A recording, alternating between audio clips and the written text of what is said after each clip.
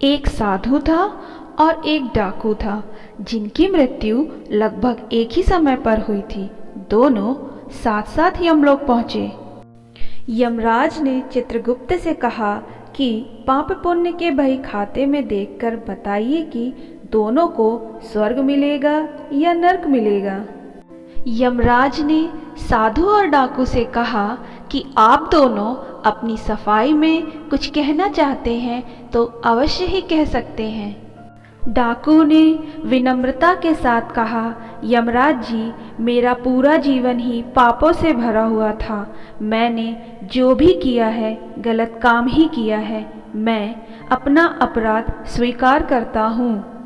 अब आप ही निर्णय लीजिए। मुझे आपका दिया हुआ हर दंड स्वीकार है। डाकू के बाद यमराज ने साधु से कहा, तुम कुछ कहना चाहते हो? साधु ने कहा, यमराज जी, मेरा संपूर्ण जीवन तो भगवान की भक्ति से ही भरा हुआ था।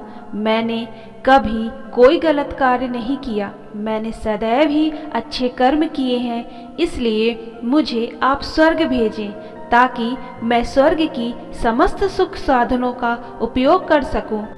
यमराज ने डाकू और साधु की बातों को ध्यान से सुना।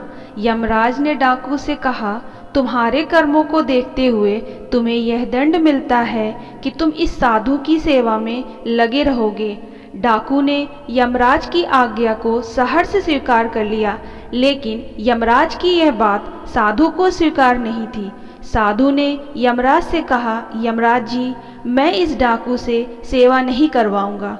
यह पापी व्यक्ति है। इसके छूने से ही मैं अपवित्र हो जाऊंगा। इसके स्पर्श मात्र से मेरा सारा पुण्य बर्बाद हो जाएगा। इतना सुनते ही यमराज क्रोध से भर गए और साधु से बोले, इस डाकू ने जीवन भर भोले भाले बेकसूर व्यक्तियों को नुकसान पहुंचाया है, उन्हें लूटा व उनकी हत्या जैसा जघन्य अपराध किया है।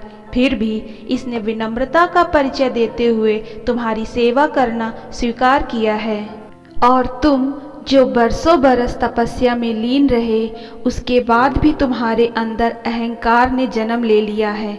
तुम इतने ज्ञानी ध्यानी होकर भी न जान पाए कि अपनी गलती स्वीकार करने से समस्त पाप मिट जाते हैं और आत्मा शुद्ध हो जाती है। तुम इतनी पूजा पाठ करके भी कुछ न जान सके। तुम्हारा ज्ञान अधूरा रह गया।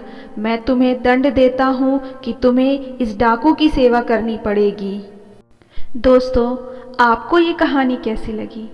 ऐसी ही और दिलचस्प कहानियाँ सुनने के लिए वीडियो को लाइक और शेयर करें, चैनल को सब्सक्राइब करें। धन्यवाद।